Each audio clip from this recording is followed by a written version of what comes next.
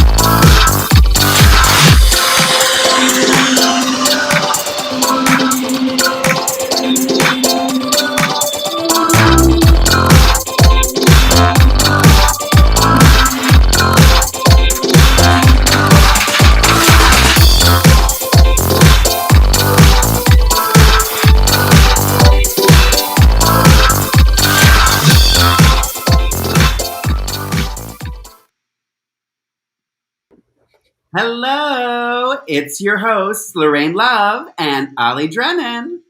Hey, lovely. Look at we're orange. You glad we're in orange today? I know, just realized right? that. We're both wearing our Flower Power headbands today for everybody. No particular reason, just we had them both. You guys, hopefully some of you guys are watching us. We're now live on YouTube and Twitch. So if you're watching us on Twitch, write a comment so we can see you. Tell us where you're watching from. Welcome to everybody. It seems to be working out good on Twitch, so hopefully we can keep this up. And if you haven't yet, please like and follow our social media, DRTVLA, which is the same. Our Twitch is the same, DRTVLA. Ollie, I got a text from you this week that you have a lot to say. So I'm curious to ask the burning question. What did you think of the episode? Oh my goodness. Okay, so short and sweet. I have to keep it for now until we get into the thick of things. Lorayne, I love these queens. I really do. They got hooked on me just like UK2 last season. But my goodness, some of these decisions with judging are very questionable. And I'm just seeing, okay, something's not right. What the heck is going on this here day? It's just, yeah, some of these decisions I just can't agree with, but it's great. It makes for a good Drag Race TVLA review, that's for sure. So I'm excited. Love the episode, even though I also hated it. But yeah, I'm excited to talk to you about it today. Well, I'm dying to hear the specifics of what is giving you angst. Oh, you'll hear it. You'll hear lots of specifics. I'm very excited. Very, very excited. Chucky Chuck is here. Thank you, Chucky Chuck. Love having you. Yes, I am giving some Summer of Love realness. I'm trying. Welcome, Ken, who's also in the chat. And again, if you're watching on Twitch, please comment so we know that you're there. Say hello and let us know that our Twitch stream is working. And again, thank you to everybody who has already liked and subscribed to our YouTube channel. Hoping to get to 400. It's moving. The numbers are moving very slow. So one thing you guys could do is when we're done with these, if you grab them from YouTube and share them on your Facebook pages or tweet them out to people and tell them that you watch and you like us, follow these guys, subscribe to their channel. That would really, really help. So if you can take a moment to do that, we would greatly, greatly appreciate it. You guys are amazing as it is, but that would take you even over the top. Yeah. Yes. And also like and comment. Yes, absolutely. Oh, and I'm glad you said that because you know, a lot of you guys, when we were at Afterbuzz, you guys all went to iTunes and liked and gave us 5 stars and wrote reviews, and that was amazing. But now that we have our own podcast, our own brand, DRTVLA, we are now on Apple, iTunes, podcast. There's like now its own app. So if you haven't done that yet, go over to the podcast app on Apple and give us a 5-star. Unfortunately, I can't see who. Maybe Jackie can, because she has our login. Maybe she can actually see who's giving us the 5 stars. I can't see it on my end, but I can see reviews. So if you write something in there, I can see that you've been in there and you said something. So that would help us as well, just to kind of bump us up even in iTunes. So enough business. Let's get into it. We're going to get into this mystery letter, everything, fans of the week, quotes of the week. So stick around to the very, very end. Just as a reminder, previously on Drag Race, the queens were shocked to find that the Maxi challenge in week 2 was the Snatch game. And after the sea-sickening themed runway, Anita Wiglet, became the hands-down winner of the week. And most of the queens ended up in the bottom. However, a Drag Race shocker occurred when fan favorite Art Simone had to sashay away against Coco Jumbo, which takes us to after the elimination. When they come back in the workroom, it was a big conversation, Ollie, about what a wake-up call this was for all of them, that Art, being who she was in Australia, went home. What did you think? Mm-hmm. Yeah, I think we talked about it last week too, is that it gave me I'll say this again, it gave me very Joe Black getting eliminated first vibes.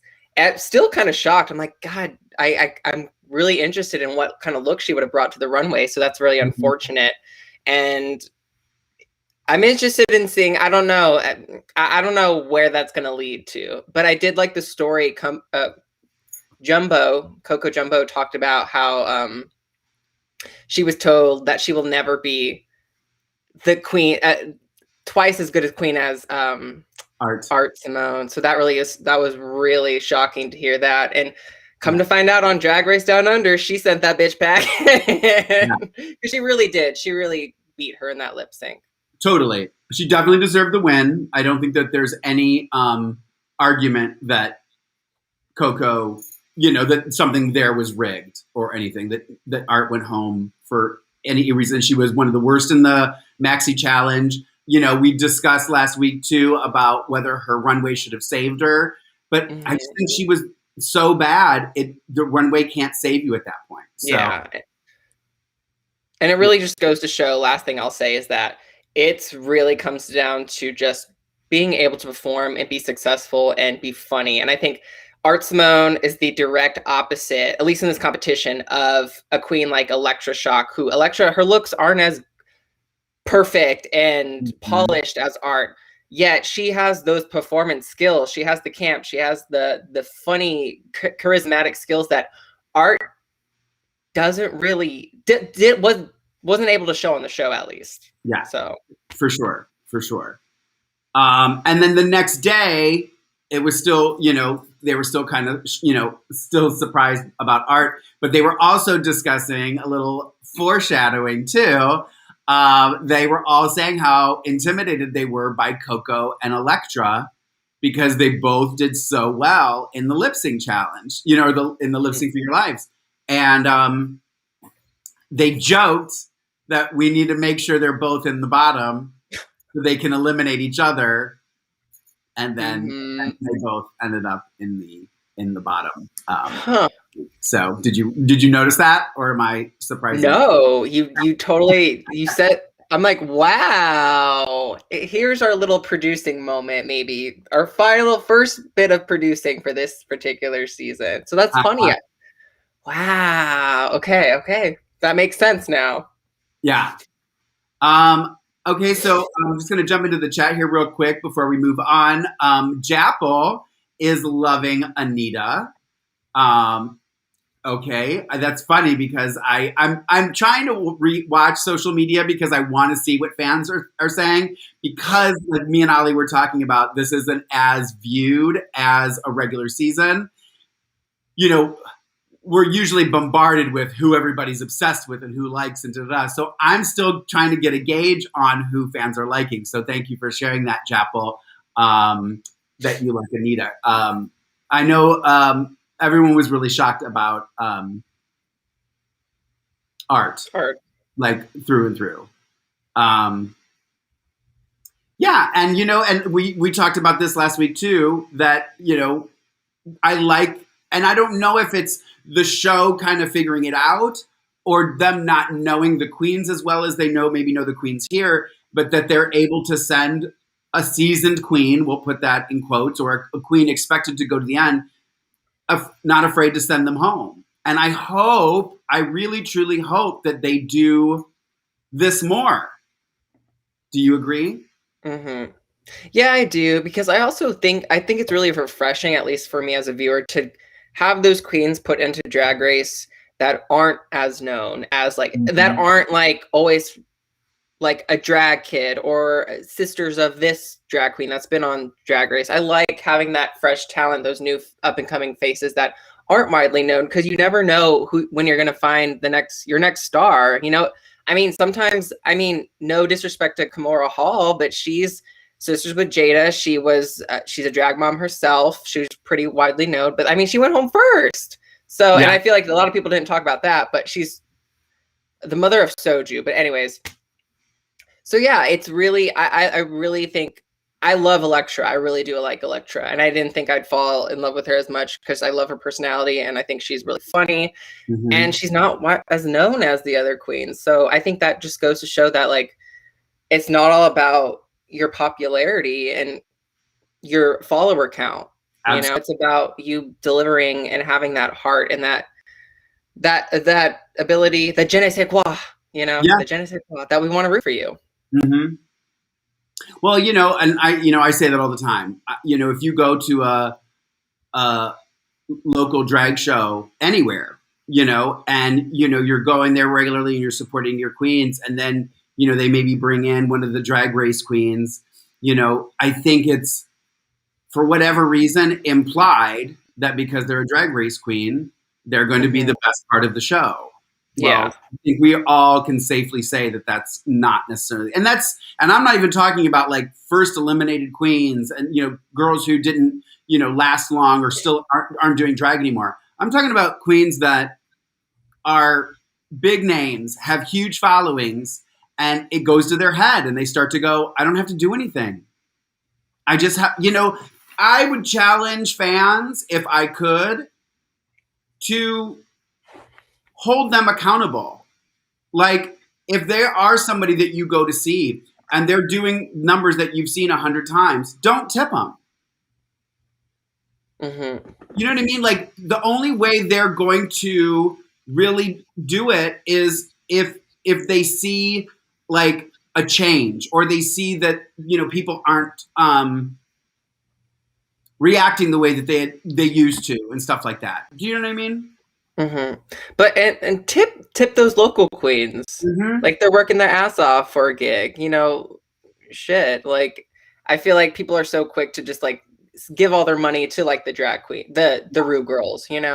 So mm-hmm. quick, and they will go crazy over a number that they barely put any effort in. Yeah. I know we're kind of off subject, but I'm it's been a while. I'm man, I remember those times going to those shows and seeing some of the Ru girls, and I love me my Ru girls, but some of them just didn't compare to some of those local queens that were just killing it.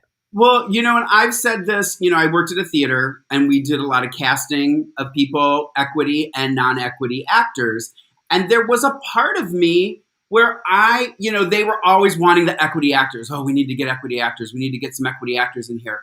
And in my head, it was there would be shows I would see, and it was the non-equity actors, to me, that stood out.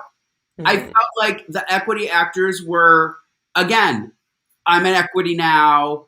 You can't question me. I know what I'm doing. Don't you dare tell me I need to give more. Don't you? You know what I mean? Mm-hmm. I feel like when you don't, and I'm the same way because I'm not a Ru girl. If I go to do a show now, I'm I gotta, a nail can't be missing. Everything's gotta be perfect. I gotta find the right song. I gotta at least entertain 10 people in the audience, because otherwise it's gonna be everyone's gonna get up and go get a drink. It's you want to do more when you have that pressure. Mm-hmm. So we'll see. I know we got a little off topic there, but tell us in the comments what you guys think of that. Or comment below if you're watching this later. We'd love to see. I do read them. So then we did a mini challenge, which was the queens, some fun in the sun. Queens had to hit the beach and show their best slow motion surf rescue. They had 20 minutes to get into quick drag, into quick lifeguard drag. Now, I'll say this. She mentioned Bondi Beach, which, by the way, fun fact, I've been to Bondi Beach. Woohoo! Is that in Australia or? Yeah. Okay. Yeah. Well, some of us, Lorayne, aren't as lucky to have been to Australia. Me. I've been twice. I've been to Sydney. I would love to go. Yeah. That's so cool. I would love to go one day. It was really beautiful, I have to say. I really had a good time. So were there anybody in that mini challenge that stood out to you? I mean, clearly Elektra is just the biggest corn goofball ever. So she stood out to me. And this is also quick drag. And I'm thinking, like, when Etc. came out, I'm like, that's quick drag? Mm-hmm. Beautiful. I'm sorry, I just had to put that out there. I know, like, yeah, maybe do it like a little bit goofy like everyone else did, but I'm like, that bitch painted really good for quick drag. I have to tell you. Some of them really do. Some of them I look at, I'm like, oh, they actually don't look bad at all. Scarlett did pretty good too, but I really liked Elektra and Etc. I loved Etc. brought the little balloons. And I just think, I'm saying this now, Etc. is not going to win because, and she's one of my favorites, but she's highly, highly underrated by the judges. I'm just going to say that right now. We'll talk more about judging later. Okay. But I really enjoyed those two. And I think Anita is just also very funny as well. She does the older crude lady, very funny, but it's also like the same character. And I said this already. So I wonder if that critique's going to come up at some point. That she's, because if you're gonna, like, I think Bendela Craig got that critique one time on her season. I love Bendela, but I'm wondering if that's going to come up. Predictions, but yeah, who did you like in the challenge? Yeah, I mean, I really liked. I thought Maxi again was funny when she was like the hot sand, which is me every time I go to the beach in LA. Like, oh, this is hot. Oh, this is hot. And Elektra, I liked too. I don't want to sound like I'm slamming like Scarlett. I didn't find it as funny as she did, but I could tell from Rue's reaction to it that she was going to be one of the winners. The two winners ended up being Scarlett and Elektra Shock of the mini challenge. Yeah, I'm sorry, Lorayne. I'm glad. Think that they both deserved it. Elektra, yes. Scarlett, no. Okay, who would you have put in her place? I'm glad you brought that up. I would have put Anita or Etc. Yeah, I think Scarlett's highly, highly overrated by the judges. She's always in the top. And I don't care if I sound like a hater or not, she's always winning something. But it's like, but for what? If she actually did a great job, like Elektra, like Anita, then I would understand it. But it's just like, why are you literally? She's been in the top every single week, and I know we're only on episode 3, but you make a good point. I didn't even realize she has been in the top every week. So yeah. More on that later. Okay, we're going to get more into it. And also, we were introduced to Max and Rod, two new pit crew members. So, oh my God. Welcome to the Drag Race family. Beautiful. Yeah. I mean, that's their job to be beautiful. So whatever. I was very jealous of all of those queens that get to be in between them. I know, right? The Maxi challenge was, so then those Elektra and Scarlett had to pick teams, and they were competing in 2 groups to debut the brand new drag anthem Queens Down Under. They had to write a solo verse and work together on choreography. They were able to use hose, complimentary of Snag Tights, and work on vocals with Michelle Visage. I'll tell you the teams who was chosen. Team Scarlett, which was called the Outback Fake Hose, ended up being Scarlett, Etc., Coco Jumbo, and Anita Wiglet. And Team Elektra was Elektra, Karen, or Team Elektra, which was three and a half men. was the name of their team. So it was Elektra, Karen from finance, Ketamine, and Maxi Shield. Did you think just looking at the chosen groups, did you have like an immediate reaction like, oh, this team is going to be the hands down winner? I didn't, because I thought, I don't think there's a whole lot of dancers on this cast aside from Elektra, but and who? Scarlett. Oh, Scarlett. Okay. So we had like one dancer on each. Oh, yeah. Look, and they both won the challenge. And they were the captains, yeah. Wow. We are sleuthing. We are detectives. So there's that to take in consideration, but also I think they're also all very talented queens. Like you have Karen, you have Anita, you have Keta. So I thought it was a really well balanced ratio of each team. So I didn't automatically think that there was going to be a stronger team. Did you have a different I wasn't sure. I think Elektra says it in her confessional. She was like, I didn't know who to pick because I don't know who can dance and who's good, because they were only 3 episodes in, which I think in early episodes is a gamble, because you're just going off of purely like, I get along with her, I want to work with her, like not even paying attention to whether their skill set is going to equip them to do well in the challenge. No, I didn't think necessarily one was bad. I was curious to see what was going to happen. I was like, okay, let's get to it. I want to see what happens. So that was good. What did you think of the moment when Scarlett chose Anita, claiming it was because she didn't want the New Zealanders all on one team? She wanted to split them up, and she really didn't want Maxi Shield. Did you have a feeling about that? Scarlett not wanting Maxi? Yeah, that was just a cover-up. Honestly, I think it was, she just didn't want, Maxi at the end of the day was chosen last, and I think, I don't know, I just think she underestimated Maxi in that moment she didn't want her on her team, like point blank period. Yeah. And I felt really bad about that, because it's not all about dancing. I will say this, like this is also a writing challenge. You have to be able to create funny, catchy lyrics as well as being on stage and having that presence. Yeah.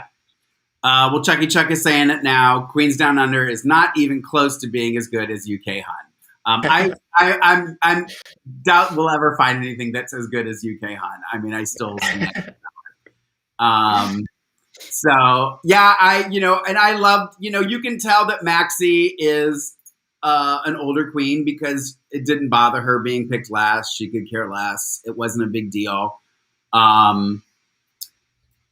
So is what it is, I guess. But getting into now the preparing for the challenge and the rehearsal, there was a funny moment at the beginning where Elektra's team kind of create pretend basically that Elektra is bossing everybody around, and Karen from finance gets up from the table and yells at her, and Ketamine yells at her like, you can't do this, and da-da-da, and the other team is like jaw dropped. What did you think of that moment?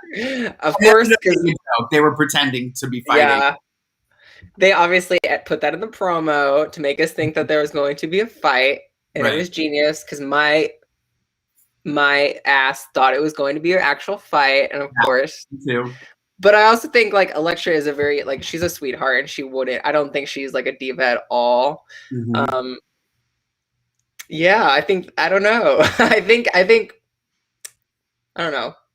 I think the true diva left early last episode. Yeah. But it was cute. It's cute to see them bond and whatnot under pressure. I thought it was clever of them to try and do that. I almost wish they would have taken it further, like really made them think like we're not getting along. Like I thought that would have been fun. I believed it. Yeah, totally. And then right after that, there was a video message from Leland and Troye Sivan, who popped in. Troye Sivan is just so adorable. Mm-hmm. Not that Leland isn't adorable as well. Troye Sivan is just so cute. But they came in and just kind of gave the queen some advice on writing lyrics, which I thought, again, was a nice thing since people can't really come into the workroom, and again, I think we're going to continue to see video messages even when COVID is over, because I think they could get people that they normally couldn't get in studio, to participate. Right. Any thoughts on that appearance of Leland and Troy? Not much, but yeah, I agree. Troy is so freaking adorable and beautiful and has great music. And Leland, you're very talented. So, and they've also, they're no stranger to Drag Race, so it was nice to see some familiar faces. So, yeah. Well, and if I'm not mistaken, correct me in the chat if I'm wrong, I do believe Leland wrote Queens Down Under. Queens Down Under. So, it is very catchy. Yeah, it was. It was very catchy. Very catchy. So they all got to rehearse with Michelle. Some of the kind of standout moments of that, whether they be good or bad, was I loved. It was almost going to be my quote of the week. Was when Maxi Shield, she said, "Are you a singer?" And she said, "I think I'm more a drawer."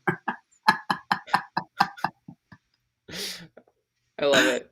I laughed so hard. I thought it was funny. So yeah, Maxi struggled. She had a really bad rhythm. She had a hard time just even singing to the music, to the melody and stuff. So they were already setting us up to know that Maxi may kind of be a chink in the armor. Although Keita killed it. When she rehearsed with Michelle, Keita just makes me smile. She genuinely just makes me smile. I feel like she's so genuine and such a good queen. I love to see what she's going to do. I love to see what she's going to say. I really enjoy Keita Mean. And then Coco also struggled with singing. Hers was more pitch issues than not being able to genuinely sing the melody. So. That all happened with Michelle. So when they rehearsed with her. Then after that, and they all kind of came together, we did have a moment with Elektra talking to her team about how she lost her dance studio in her home. And she told all the queens about it. And again, it's these are the moments that are what make people really fall for a queen. It's the getting to know them. I always tell people, queens too, that when, go out. If you're trying to get bookings, if you're trying to do stuff, go out and drag. I personally don't like to go out and drag. Just if I'm not performing, it just isn't fun for me. Because what I love about drag is the performance. But that being said, I will go out in drag if I think it's going to help me get bookings. And I think it does, because then people see you, they get to know you, they see that you're dedicated to it. So I think this moment for Elektra was really important for her, the girls getting to know her, because she seemed to be the one that nobody really knew. What did you think of that moment? No, I agree. I love seeing the side, because she's already such a lovable character. Just to know that she has this tragic backstory, I feel like a broken record. It just makes you want to root for her more and do well. And I was afraid when I saw her finally get more screen time, because she has lots of screen time already, but have that backstory. I'm oh no, please don't go home, please don't go home, please do not go home, because that usually, let's face it, with Drag Race that happens a lot. It's you share your backstory and you go home. But yeah, I'm really happy that the queens are seeing a new side to her and are being more sympathetic, rather than constantly shading her in her thirsty wigs episode 1. So it's nice that people are really getting behind her, and also the fans, because I've seen some really positive support of Elektra since the episode 1 aired. So I'm glad that she's really getting her struggles aren't in vain anymore, and I think that's just awesome for her. I agree. I agree 1,000% with everything you just said. Yeah. I think it's really important that, we get to know them on those personal levels. It really helps. And even I thought it was really interesting too, that Karen was so moved and so touched that she was in her confessional saying, I want Elektra to win.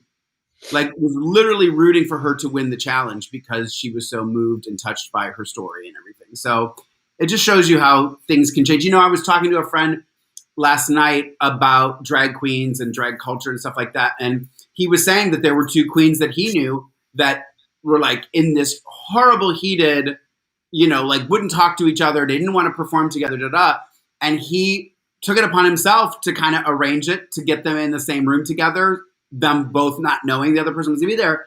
And when all was said and done, they were both like, why were we doing this? Like when they finally got face to face and had the conversation, we're all so quick to say things in those confessionals on the show, or when we're out with, just me and you and we're watching a show and talking about somebody from a distance.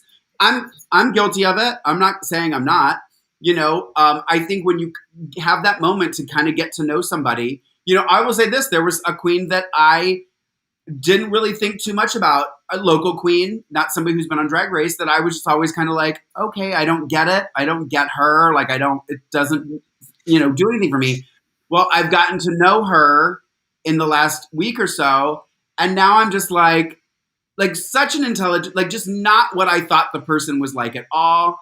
I have a completely different, like now if I see her name, I'm like, oh, now I want to go see that show. Now I do want to go see her. I want to go, maybe I was the one missing out. And I think sometimes that's what's happening is you're not giving somebody a chance because you don't, and you can generally still not like them or like their drag. That's fine. But give them a chance. Don't just go by what somebody's telling you should think, Mm-hmm. Wow, we are going on some tangents today. And welcome, Rook King, to the live chat. We are glad to have you here live as well. Gabe says, I just knew Elektra was definitely going home when they gave us that story. Well, Elektra didn't go home. So sorry if that's a spoiler for you. She didn't go home. Oh, thank you, Rook says I look beautiful. Thank you. So there was also some tension between Scarlett and etc. during the rehearsal. Any thoughts on that, Ollie? There seemed to be cooks in the kitchen in the choreography. Yeah, I think as much as I do like etc., I think she's very stubborn, for lack of a better term. She's like knows what she wants. She's maybe she's the new diva. I don't know. But we'll see. I don't know if that's planting seeds for a future feud, but they're two queens. And I kind of get it a little bit from Scarlett too. I don't know if you do, but yeah, I did notice that. They're very headstrong in what they want. And so I think they're both maybe they're just, I think what it is might be that they're both very similar queens, similar personalities, totally different drag styles, but that will often like similar personalities can clash and bump heads. So maybe we'll see more of that down the line. Yeah, could be. I thought, I think I wrote it in here. Yes, Coco. There's something that Coco said is that I know what you're laughing at, and I'm going to comment on it in a moment. But I know what comment you're looking at in the chat room. We will get to Luis Manuel Hernandez Elias in a moment. But no, Coco comments that she knows, etc., from working in Australia, and says that she's known to work with queens who aren't as talented so that she shines. So I thought that was an interesting comment that she made about, and Gabe even is saying in the chat too that he felt like etc. got an unfavorable edit this episode. So I don't know, maybe she's going to end up being the villain. I don't know, but interesting to see. If you heard my comment, Luis Manuel Hernandez, I prefaced my story with the queen that I was referring to is a local queen and not a queen. So it was not Derek Barry that I am now friends with. That would take more than a couple kind conversations. Nor would I try to even go have a kind conversation with her. So I'm going to completely do everything that I told you guys that you shouldn't do. So yes, I saw your comment. And Rook King, I did see your comment too, but I will discuss that when we get to the lip sync for your life, because I do think that is a very good question Rook King. So hopefully we'll be able to find it when we get back to that. All right, let's see. Etc. got an edit. Is Elias about to get his red? Yes. I think Lewis is going to just keep his mouth shut now when it comes to DB. We call her DB. And Amber's here. Thank you, Amber. Amber's in the chat finally. She's here live with us. Thank you, Amber. So good to have you here, and thank you for the wonderful compliment. I'm loving seeing other cultures being a New York City 40 boy. I'm officially a fan of Coco Jumbo. Her Instagram is so soulful, and she's stunning lip sync lady. I love her lip sync choices in her shows. That is Rook King. Yeah, I think too. I think, this is something we said last week too, Ollie, is even the ones that we're kind of like ripping on, we still like. Mm-hmm. I mean, not that we were ripping on Coco, but like, that's one of the things about these early seasons and stuff that I'm really enjoying is like, I want to like them all.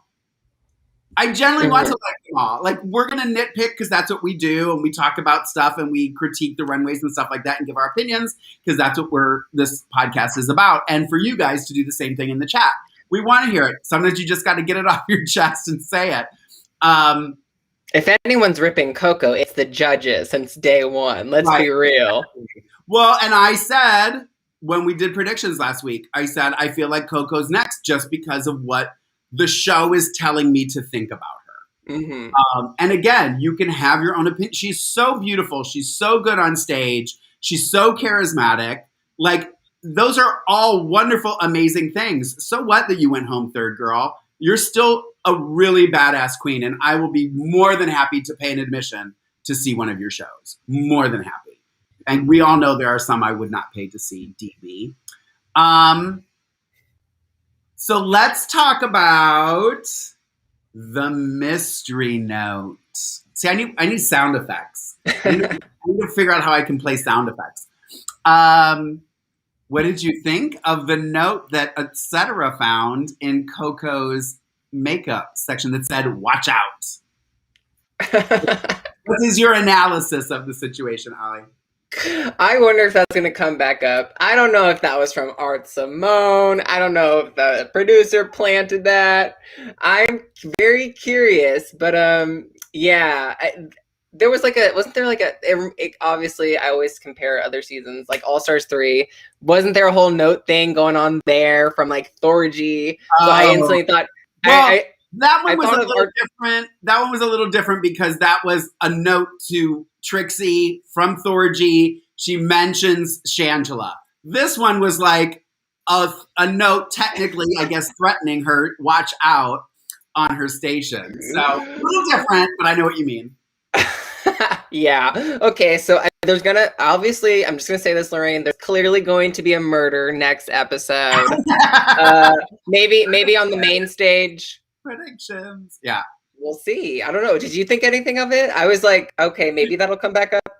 Well, I will say this. When Keita Mean in her confessional said, I wrote the note,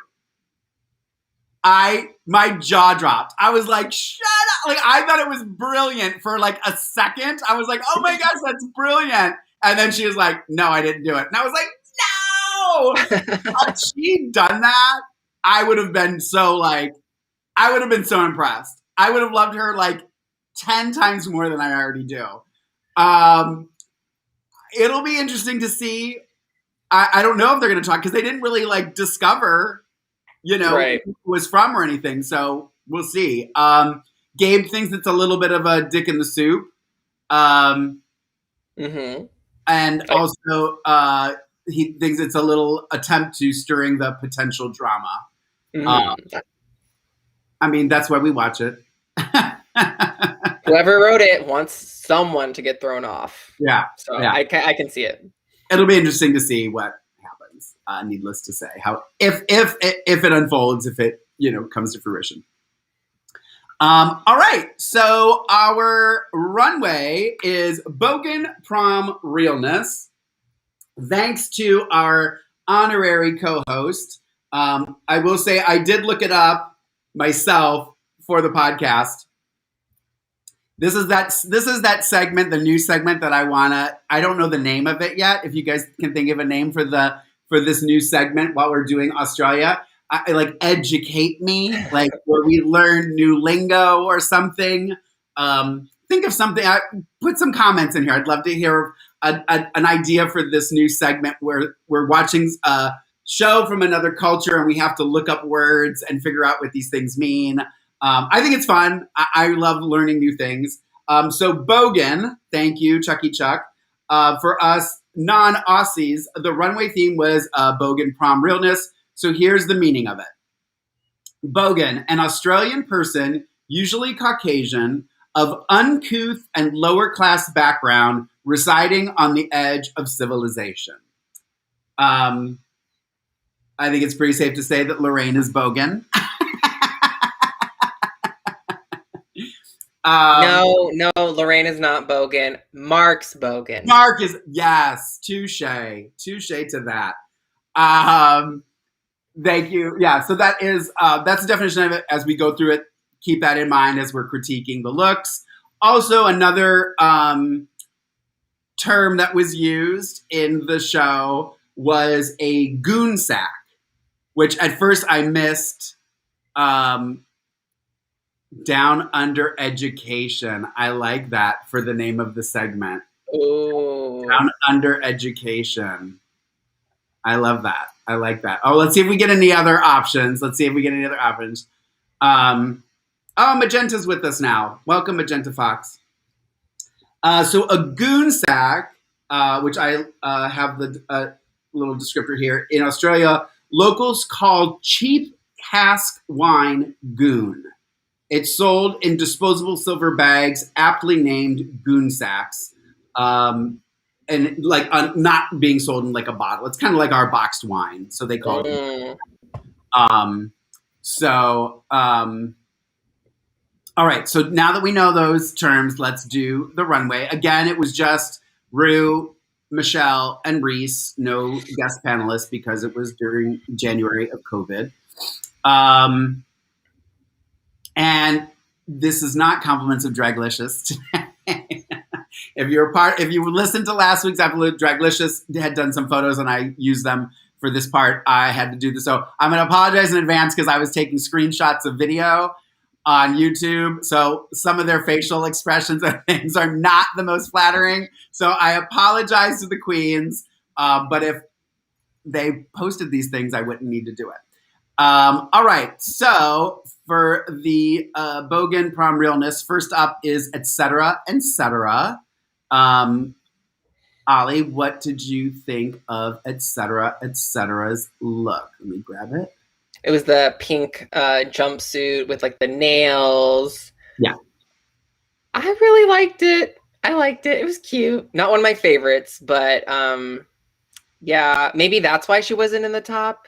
I just want her to be on the stage so she can get critiqued. I think she's the only one that has, even if she was in the bottom, if they thought her look sucked, I just want her to be noticed by the judges. Regardless of what you think about her, I feel bad because she's literally, I think she's one of the only ones who's yet to be critiqued, and it's frustrating. And maybe that's her storyline.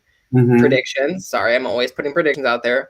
Yeah. But yeah, like I love the nails. I think that was my favorite part of it.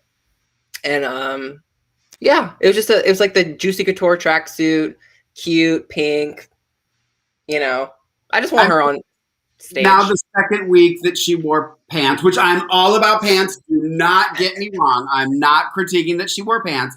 My critique last week was that I wanted it a little more elevate, like stone it, add some sequin trim, add something to it to kind of elevate it and just make it drag.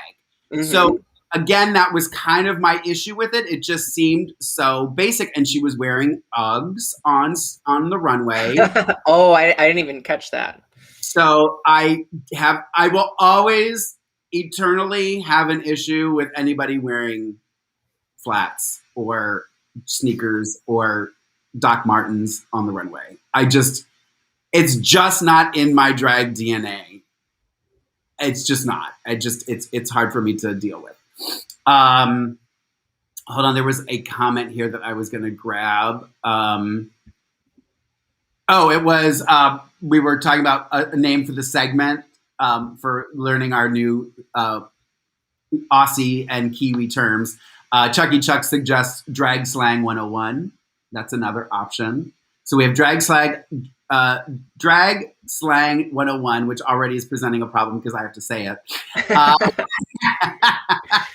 And as of now, the other option is down under education. Okay, maybe it's just me. I can't speak. So those are two that are in the running. If you have an idea for our segment, put it in the comments. All right. Who wears a sweatsuit to prom? It's just no.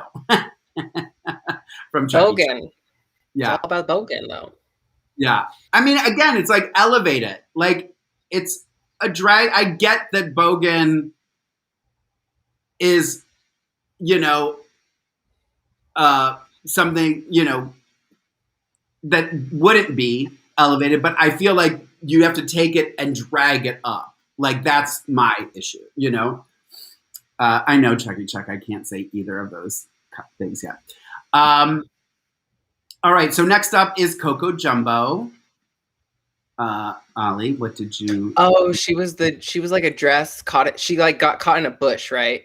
Yes. Which, see, I didn't get that. I'm glad that you said that because I was like, I instantly thought it was like grapevine or like heard it through the grapevine. Yeah. Yeah. So I think it, like, hearing more of like her coming down the runway, it made more sense of that. So I saw the story. Maybe some other people didn't see the story, but regardless of what you think, I still root for her. I'm always rooting for you. So yeah. I was really pushing for her this week. And we're going to talk about the performances later, right? Yeah. Okay. We can do. Yeah. Yeah, I was kind of like, again, she always looks really good. She knows how to paint. She looks put together. I don't think she looks sloppy. It just, I didn't get Bogan from that. I mean, Magenta Fox says that Bogan is literally trash. And you can't elevate Bogan. I don't know, Magenta. There's been some trash on Drag Race that has been elevated before, so I don't know. And does Bogan always mean bad teeth? That's a good question, Rook. I don't know. I'm maybe Magenta can tell us. Do they not have access to a dentist? Could be. Next on the runway is Anita Wiglet. I'll grab hers for you, Ollie. Oh, wait. Oh, my God. Why am I blanking on hers? I can't even think of hers. Here you go. Yeah. Oh, with the side pony. Yeah. And the blacked out teeth. Mm-hmm. It was cute. I think I just liked the side pony. It was cute. I know it's... Go ahead. Yeah, I was just kind of like, I got it. I think I just wanted a little more. I don't know. I still wasn't like loving it. Mm-hmm. Like, I didn't have that moment with it. Yeah. I mean, I had to remember what it was. So it was cute. I thought it was cute, though. I feel like it was a cute interpretation of Bogan. Yeah, Amber thinks it was cute from the neck up. I really like the side pony and the 80s realness. Yes, I love that. I'm all about that. All right. We did those three. Anita, Scarlett Adams is next. Okay. I just didn't. I like the hair. I like that she had the what is it called? We were talking about it. The goon bag. I like that. Uh-huh. And that's all I liked about this. Okay. I didn't like the proportions of it too. She was corseted and that looked cool and everything, but it just like was very top heavy. And usually we like the top being heavy. We like a heavy top. But like it just, and then the dress was like cut weird. Like, do you know what I'm talking about? Mm-hmm. Like it felt like it should have been longer, or maybe if she even like made it into a mini skirt and like slutty it up, girl. If we're going Bogan, we're going all the way. But I did not like the bottom of the dress. It was just a really unflattering cut. That's all. What did you think about it? I agree 1,000%. When I saw it, I kept looking at it like, what's wrong with the waist was really low. Let me throw the picture up again. Like, it was just, look at her waist. It's so low. Like, she just changed her proportion to make it look, it just looked weird to me. Like, it just looked weird. I get it that it was the bag and everything, like, clever. But I didn't think it was well done. Again, that was my thing. Magenta says that Anita's look was not Bogan. So interesting. I could see that. It was cute. Chucky Chuck wasn't into the tinfoil wrap. And I guess the goon bag is a Bogan staple. Thank you, Magenta Fox. So that's kind of what makes hers Bogan. Yeah, I think, well, for Scarlett, I think what I like Scarlett always paints beautiful. She's a beautiful queen. I think I just like pieces of her look. I liked the goon bag in the dress. I think I liked the cigarette necklace too. Yeah. But altogether, it just didn't look flattering for her. And I know it's Bogan, like you're supposed to look a hot ass mess, but but I don't know. Altogether, it was just not a winning look. Yeah. But the judges ate it up. Completely. They loved it. And then next up is Electroshock. See, I like this one. To me, this was like dirty, trampy. Like, I was like, okay, so maybe this is more so Bogan. Like, I really liked this one. This was also another one that was very 80s that I enjoyed. I don't know why she got red for it. I don't know. Even though she looked a hot mess, I thought it was still, in a way, flattering on Elektra. Yeah. I don't know. Do you agree? Disagree? I'm going to tell you my genuine reaction. When she walked out on the runway, I was the first person to come out that I was like, yes, I love it. Like, I just got it. I felt like I finally got what Bogan was. Correct me if I'm wrong, Magenta, and the people that are Australian, I could be wrong. I didn't think it was not elevated. Like, I didn't get, because they kept saying she needs to elevate it. This is basic. And I was like, really? I'm like, again, I feel like it's choosing those terms because they want a narrative. So Magenta thinks it was more 80s prom, not Bogan. Okay. I mean, I get that's fine. You know, I'm not arguing with you because you obviously know more than I do. I liked it. I'll just say that. Yeah. I liked it. I kind of, at the moment, went, okay, I kind of get it. But here, I'll pop it up again. I really liked it. I thought she did a good job, like, even portraying it on the stage, I thought.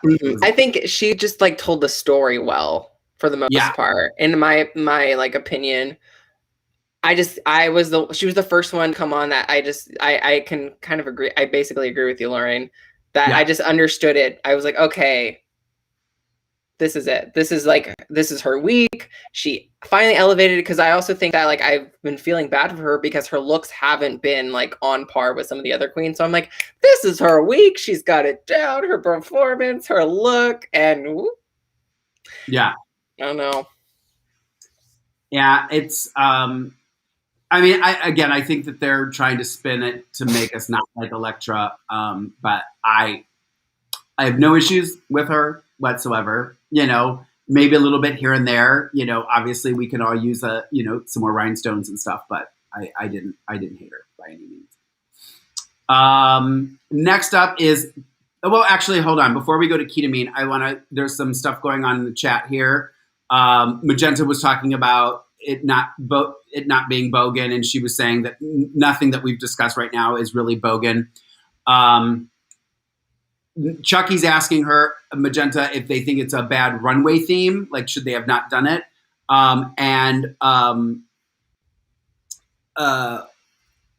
Luis Manuel Hernandez Elias, and this I do kind of agree with Luis on this. that if they're given the theme, I personally think that they should try to find a way to elevate anything they do, regardless of what the theme is. Like if it is garbage, it should be elevated garbage, whatever that means. So I do kind of agree with Lewis on that. Magenta hasn't responded yet to any of these comments, but and you know, and I agree with Rook too. I love Magenta's perspective. And the girls are, all the queens are super, super charming. I just, we'll see what happens. I mean, I don't know. To Australian, here we go. Australians, Bogan, is a way of life. It's a perfect theme for an Australian audience. Okay. Again, I need to look online too and see. I mean, I guess Magenta's a good example of what Aussie people are thinking of this challenge. Mm-hmm. I'm guessing a lot of them probably didn't like a lot of it. Just purely on what Magenta's saying. So interesting. I like this. Yeah. I like getting into the nitty gritty of this. This is good. Yeah, we need the Australian perspective to help us dumb our stupid American selves. Speaking for myself, we at no point when we started doing this did we think that we were Australian drag professionals. We signed on to do the American RuPaul's Drag Race weekly reshow with AfterBuzz TV, and that has grown. So now we're growing and evolving with it. So that's why we love that Magenta's here and other people from Australia are in the chat room, because you do help us understand it and appreciate the countries and the cultures and all that stuff. So thank you for being in here and sharing. Honestly, I think if me and Ollie just did this by ourselves without the chat, this would be a very different show. You know what I mean? Because it would be us trying to figure things out and not knowing stuff. So thank you for everybody for commenting and participating in this. Next up is Ketamine. Ollie, I'll let you go first on that. Here's her look. It was nice. I don't know. Well, now it's because now I have like this newfound perspective of maybe it should be more trashy with Bogan, because it just looked it was nice and it was a great look. It's not bad, but now I'm thinking, oh, well, maybe it should be more trashy, because Bogan is literal trash. So it was just a very polished. It's like a look that I would expect from her, because she is such a talented professional queen that I think I would consider as pretty polished. So. Okay. I was, she says in her confessional that I wanted to show them I wasn't going to do what everybody else was going to do. I wanted to mix it up. My thought now, after having some time to think about it, I'm wondering if maybe her original Bogan look, something happened to it, and this was a backup. Because I, just knowing, having Googled it, watching it, of what Bogan meant, I just kept going, I don't get this. I don't see Bogan at all in this. It looked like punk rock. I, again, love Ketamine. One of my favorites on the show. Will probably be one of my favorites for a long, long time. I just didn't see. It was like 80s rock star. I thought of an 80s neon runway. Yeah, completely. It didn't seem Bogan at all to me. But I like the look nonetheless. It's just, I don't think it fit the theme that well. Yeah. Next up is Maxi Shield. If you want to talk about what you thought of her runway. Okay, well, I know this isn't her runway look. I loved Maxi's performance look. I just want to put that out there. I thought she looked so fucking good in the performance. I love that look. I love overalls and suspenders, whatnot. Mm-hmm. This look, I don't know if it was the same hair she wore. I don't know if that's a bad thing, but I don't know. I guess there's just a lot going on. She had the fanny pack. I don't know. I guess I don't know. This was a hard theme to judge. Yeah. Do not hire me to judge this show. Yeah.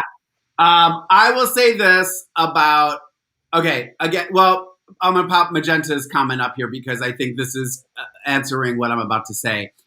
This particular runway was not designed for an international audience. It truly was designed for the down under audience, which is why it's hard to comprehend.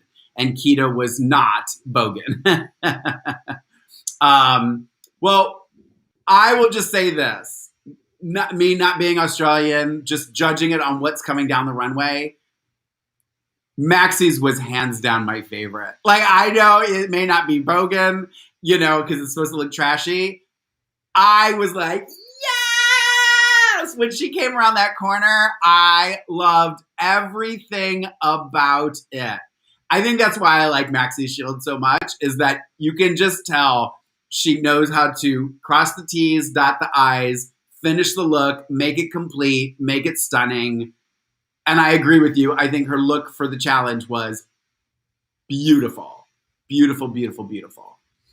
And then last but not least for the runway is Karen from Finance. Any thoughts on... Oh. Here you go. Yes. Just like looking at it again.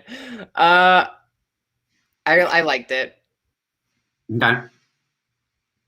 It was just very middle of the road for me. Just very middle of the road, kind of like, I get it. It was just kind of like, okay, not her best, not her worst, Mm-hmm. It is what it is. Maxi's hands down the Bogan of the Boganiest. Bogan of the Boganiest. Yay! So I like the Bogan. If Magenta says that, then yay for me. Yay. All right, great. So that's coming from an Aussie. And now overall, Ollie, what did you think of their performances? I feel like this is where you have maybe a lot to say. I don't know where to even start. Where are we starting? Let's do one team at a time. Let's do who came out first. Scarlett's team came out first. Okay. I think, well, first and foremost, it's interesting that in this particular series, or at least in this episode, they're not judging, like there was no winning team. Right. So I think automatically, okay, so we're going to single someone out as the winner of the week. There's not going to be a winning team at all. Like we're focusing on one person. So let's keep that in mind. For this particular team, if there was a team challenge winner, I think this team would have won overall, because to me, they were just the most cohesive. I feel like their looks were almost similar. I thought their performance, no one was really like absolutely terrible, in my honest opinion. I felt like as each queen came up, did their rap, their lines, their lyrics, they progressively got better. Maybe minus Coco. I just thought Coco's her lyrics weren't as strong as the other ones. Yeah. How Scarlett won this week over Anita or etc. or Electra, we're going to talk about it. How did Scarlett win? I'm so angry. I don't understand how Scarlett is the winner this week. Well, what did you think? So tell us what you thought about Electra's team then. Okay, so I think since, like I said this before, since we're judging one person, there's no winning team. There's going to be one person winning. Why is it a bad thing that Electra's standing out? That's the point of the challenge this week. We need one winner. Why? She's a dancing queen. When literally Karen from Finance, and I'm a fan of Karen, like all of these queens, literally I can't remember what Karen did at all this week. Yeah. And I speaking of her look, like to me, she's kind of like disappearing in the background as opposed to other queens. And I'm like, Karen's going to win this season going into this show. Yeah.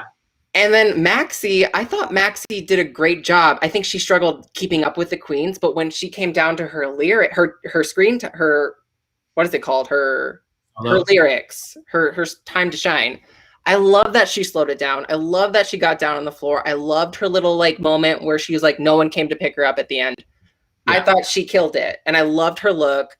Couldn't keep my eye off her. But Elektra, why are you going to put her in the bottom when she literally did the job? Like, she killed it. And maybe take out a split. My one critique of Elektra's look or performance.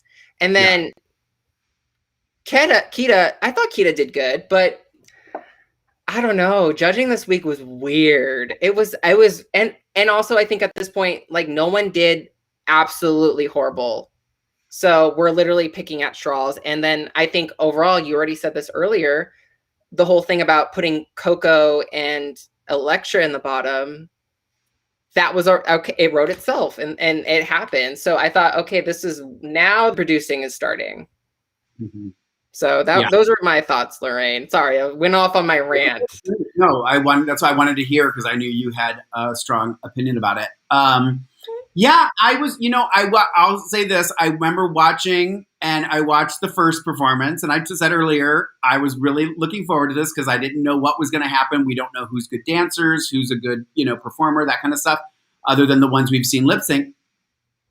And I just remember Scarlett's teams getting done and going, okay, like, that was good, and I was like, okay, let's see what this other team's going to do. I had more fun watching Elektra's team. I thought Ketamine was really good.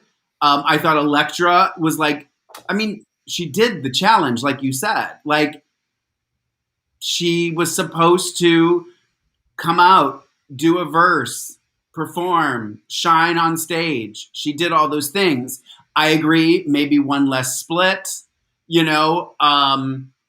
I didn't love Maxi on the floor. I love the moment of her trying to get up off the floor. I felt like, and I think somebody says that they wasted her talent.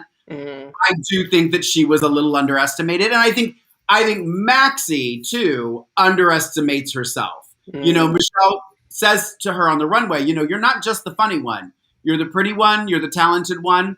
I think she may be in her head thinking, oh, I am the comedy one. I shouldn't, try to do this. I shouldn't try to do that. Again, that's something that I've been trying to do, is because a lot of my drag when I started was more comedy driven, more like clever, witty, kooky, fun stuff, that I did have a point, like when I started doing like all these looks for this, I started going, oh, I can look, a little rough. I can have different hair. I can still, you know what I mean? Like, it's, so I think maybe she needs to kind of go through that evolution. Hopefully she does it on the show and, can take it to the next level. But yeah, it was weird. I even when I was writing the outline for the show for us and I had to write the tops and bottoms, at a point I was like, wait, who was the top and who was the bottom? Because I felt like other than Scarlett, everybody else had bad things to say about them. So I felt like it was kind of a solo win. Yeah. Based on, because they loved Kita, but then they didn't love her runway. So, they were obviously in the top, those two. I'm guessing because they had Maxi, Elektra, Coco in the bottom for sure. And then Anita, I couldn't tell from the comments because I felt like they were all like, yeah, you messed up, but you covered it well. And so it was like, where were the mess ups though? Like, where, we weren't there. But I'm like, even when they were talking to Coco, she messed up apparently. I'm like, where? I had to like watch it again. Like, I was like, where did Anita mess up? Well, the other thing too, let's remember, if I'm not mistaken, they do these performances twice. Oh yeah, twice on stage. So there's more that they're seeing than we're seeing. So maybe one of those two performances, those people messed up more than what was edited and showed to us. So I will, and that's fine. That's totally fine. But just keep that in mind, when they're giving their critiques that they've seen more than we have.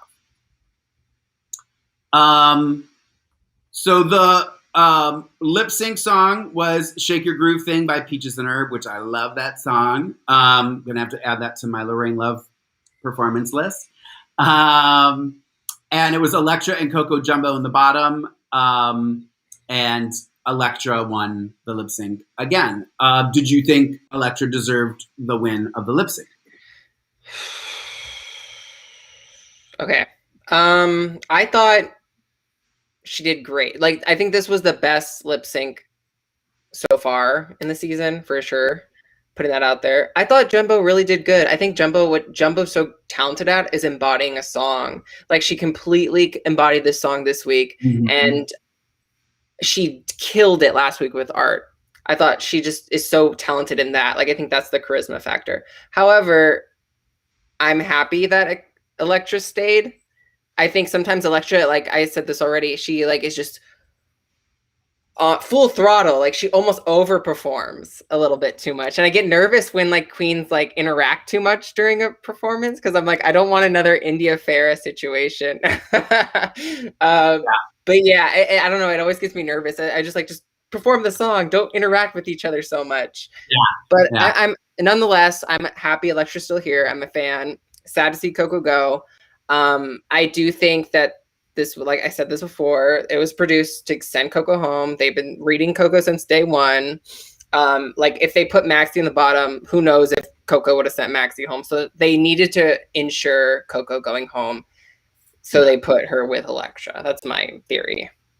Yeah, I thought, when I really thought about it, watching it a couple times, personally, if I based it on what I saw, I thought Coco, and actually, I thought Anita wasn't that wonderful. She was just doing, I feel like, and somebody I think said this too, or maybe you said it, I feel like she keeps going to the same characters and the same shtick. So I want it, I get that it's your thing, but I feel like sometimes you do have to also play the game. And even though Anita Wiglet on a normal basis wouldn't necessarily be in a girl group and be, this badass, bitch, maybe try and do that for a challenge. You know what I mean? Like, and, embody that, be that person instead of just falling back on what you're used to, push yourself to try more. Rook King has a good question here. And Rook, make sure you put your question back in that you asked earlier, because I do want to answer it. I don't remember what it was, but he does have another question here, which I think is a good one. Do you think Maxi is hiding how brilliant she is? Is Maxi playing the game? Because everybody in the comments is talking about how great Maxi is in real life. What do you think, Ollie? I don't know, because like we're not getting a whole lot of her on screen. Yeah, so I think she's amazing. However, like, I don't know if she's nervous at some points. I don't know, because we barely get to see her a whole lot.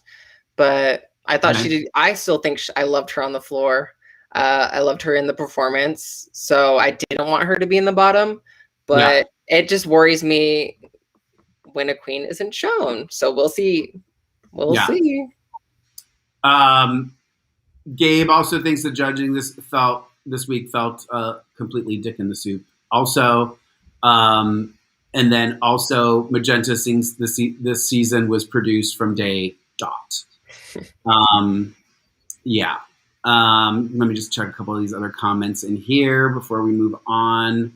I want to see if Rook wrote in his again, Myla. Oh, here it is. Do you think? Okay.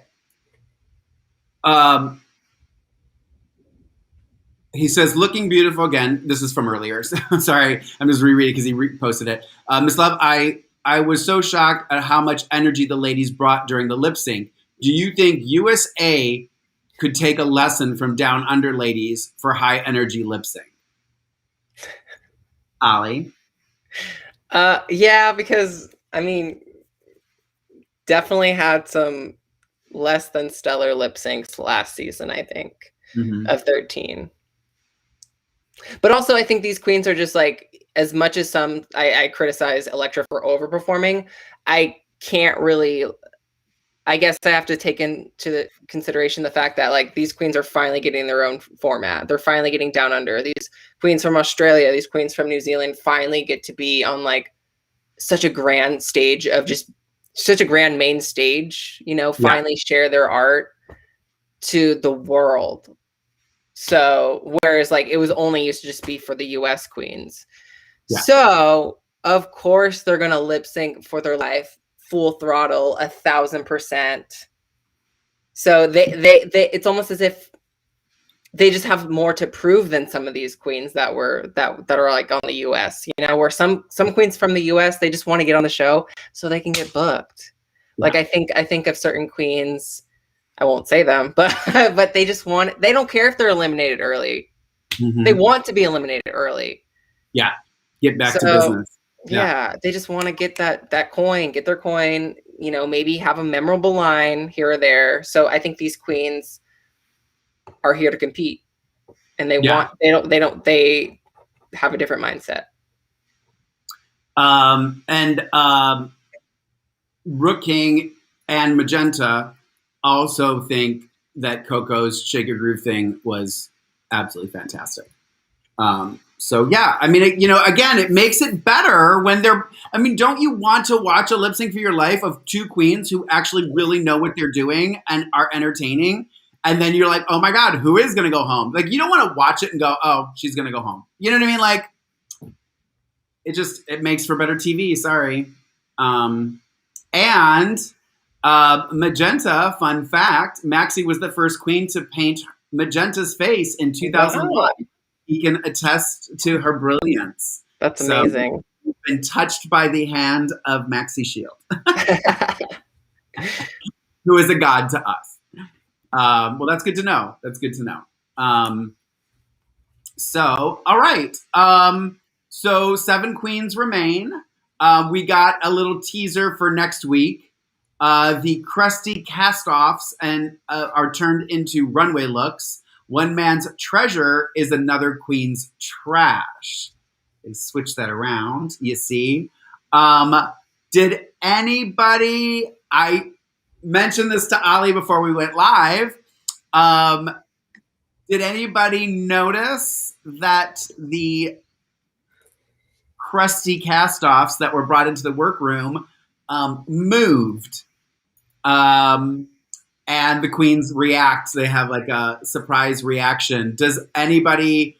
I'm wondering if something or someone is in the bin of stuff. Will be interesting. Maybe Raven comes out. Maybe Shangela has gone down under. Then the other thought was that maybe somebody is returning. So. Yeah, I definitely want to hear your guys' theories because I don't know what's going to happen. I feel like realistically, I think it will be Raven, like to come in, maybe give her advice on Raven's had, you know, those what are they called? The challenges where you have to make stuff out of those challenges. I can't think of the word. I'm sorry. Of the material. Design challenges, but there's another word. Anyways. I think it's too early for a comeback queen. I also don't think there will be a comeback queen. Unfortunately, in a perfect world, yes. And I think we know who would be the comeback queen. But yeah, I think it's more likely Raven or maybe another queen. Yeah. Who do you think? Raven or Shanji. That was Gabe. Gabe thinks that it's one of those two. Trash Drag reminds me of season 1. Season 1 of Drag Race. Yeah, for sure. All right, so let's get into some segments. If there's questions you guys have that you want to ask us, write them in the comments now. We'll try and answer them at the end of this part of the show. My quote of the week this week is, I think he was my quote of the week last week too,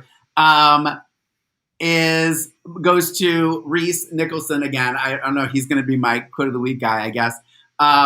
When Ru asked him his favorite girl group, and he says, well, I've always been a fan of music from the 60s, so Seduction?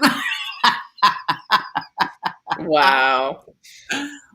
I literally laughed out loud. I laughed sorry. And then when he like turned to Michelle and he was like, I said, I like. I thought it was brilliant. Fan of the week this week is Johnny Quest 870, who commented on last week's YouTube. He says, hello, I'm just catching up for the first of episodes of Australia, so I wanted to watch these. Plus, I am at work when you guys are running your live stream, so won't be able to join live. But that's okay. We love that you go back and watch them, Johnny. Please do. And again, please share these videos on your Facebook and Twitter and stuff, so we can, bring more people into the conversation. I think it'll be a lot more fun, especially, not that I don't love Magenta. You're like my new hero here. But having some more Aussie input too would be a lot of fun. I'm hoping one day someone's going to wake up early and see us in Australia and turn us on and watch us and join the conversation. I'll read this too. Gabe's quote of the week was Troye Sivan, like a pig bottom, bareback bottom, raw dog bottom bitch. That was another good one. All right, guys, some news and gossip. I had mentioned last week, and I apologize because I didn't have all the information written in here.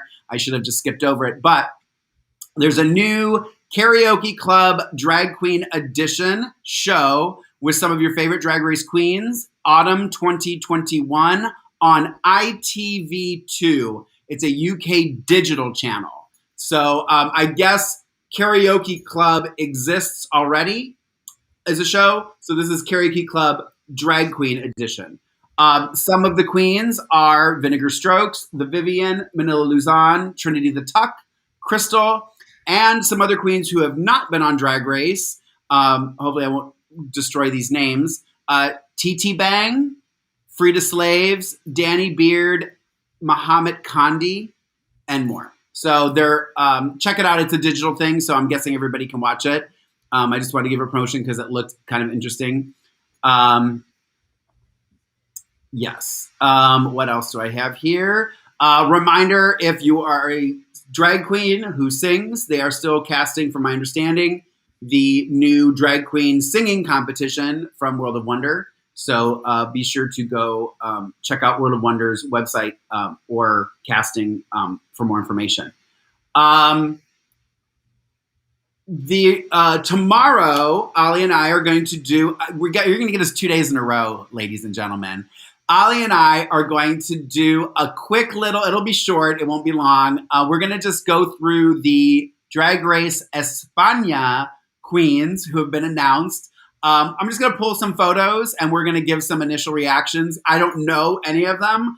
This is literally going to be me trying to pronounce Spanish names, which is going to be a hoot because I'm going to destroy half of the cast's names. And we're going to throw up some pictures and give our initial thoughts of what we think of the queens that are going to be on España. So if you want to join us tomorrow at 3 o'clock, Ollie and I will be here on Drag Race TV LA to do that. Also, next week, we have a third host joining us. Miss Jacque Borosski will be here next week. She has the week off, so she can join us on a Monday. So she is going to come next week and recap episode 4 with me and Ollie. So that'll be fun to have Jacque here. I know most of you are not in the Los Angeles area, but just in case somebody who watches is, Lorayne Love will be performing in West Hollywood in June 13th at Beaches, West Hollywood.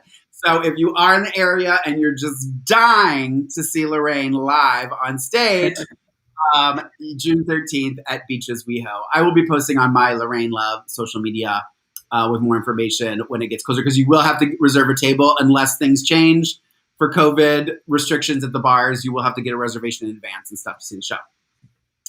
And one more plug for my drag baby, Anissa Love, in Columbus, Ohio, who works with Virginia West and Nina West at now District West in Columbus, Ohio. Nina is doing one of her main stage shows called Block Party. And I watched it digitally this weekend, and it was fun. If you are interested in that, follow, I think it's Anissa Love 2020 on social media. I know I have the link to the live in my Lorayne Love Instagram. So you can go on there. I think it's $30 to watch it digitally, and you can watch it as many times as you want once you've bought that digital ticket. It's fun. Virginia's in the show. Anissa's in the show. They have drag kings. Some of their dancers, step out and perform numbers by themselves and stuff. So it's a really fun show. If you get a chance, check out Anissa Love's show. Let's see if there are any questions in here. Want to become famous by photo? Oh, who's that? Someone on Twitch trying to get us to buy followers. Get out of here. We have the best fans ever. We have Chucky Chuck. We have Rook King. We have Magenta Fox. We have Gabe. We have Rook King. We have Luis Emmanuel, who was giving me crap today. Roro. And we love all of you guys. Thank you for joining us every week. We love you, love you, love you, love you. So, since there are no questions in there, Ollie, prediction time. Next week is a design challenge. Mm-hmm. Who will be next to go home? This is tough. It pains me to say this, but I think this might be Electra's time to go. Interesting. Maybe. I don't know. The judges aren't just eating. They're not. I mean, she makes Rue laugh, but I don't know. Other than that, I don't know. They're just not liking what she's selling. Yeah. I was stumped. I've been really thinking about this all week. I'm like, weekend. I was thinking who would be the next to go home? It's a design challenge. So somebody who doesn't make their own costumes. I feel like Elektra makes her stuff. So I don't, other than her maybe making something too simple and basic. I'm scrolling up. I just want to see the list of everybody's names. So I'm not, okay, Elektra's gone. I wonder if, I wonder if Karen makes her own stuff. I know she, I've seen pictures of her in fittings, so I know she's having stuff made. I don't know if she knows how to sew. Wonder if Scarlett knows how to sew. We know how she knows how to sew a bodysuit back together when it rips, etc. Maybe finally she'll be on stage in the bottom. Shit. I think this will be also another week too to kind of get more. Since everybody thinks this season is very produced, maybe we'll start to see now the next layer of queens that they are going to be putting in the bottom each week. Karen doesn't, but she knows, but she can. So according to it's getting harder to say who goes home because I also don't think Anita and it's not Anita or Keta's time yet. Yeah. Oh, it's tough. I guess if I go by what the show's been saying, I gotta say Elektra. Mm-hmm. Even though I don't want it to be. Oh, well. All right. Well, there we are. We did it. We made it through another episode 3 of RuPaul's Drag Race Down Under, Season 1, Episode 3, Weekly Recap. I am one of your hosts, Lorayne Love, joined every Monday at 3 o'clock with this handsome young man, Ollie Drennan. Yes. And then you'll see us tomorrow, maybe, hopefully. Yes, and we will be back tomorrow at 3 o'clock to talk about España. And I'm going to have to call a friend of mine who speaks Spanish and get pronunciations on these names because I looked at a few of them and I was like, oh, shit, Lorayne, what did you just volunteer to do? So, Ollie, tell everybody where they can find you on the social media. Yes, you guys can follow me at Ollie Dreamer on the social medias.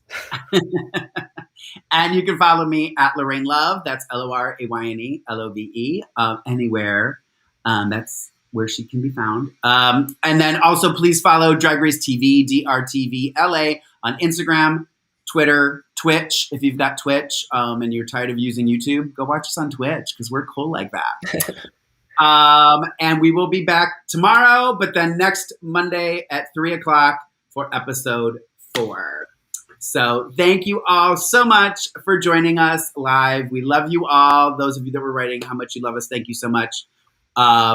And we will see you all next. Oh, wait. Yeah, we didn't pick a segment name for the drag words. Thank you, Chucky Chuck.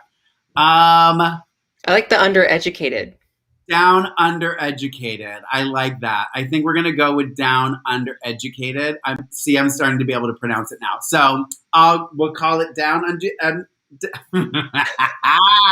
down undereducated for now, unless we just roll with the punches. So if something else comes up, we'll go with it. But for now, down undereducated. Thank you, Chucky Chuck, for reminding me. Love you all. Until next week.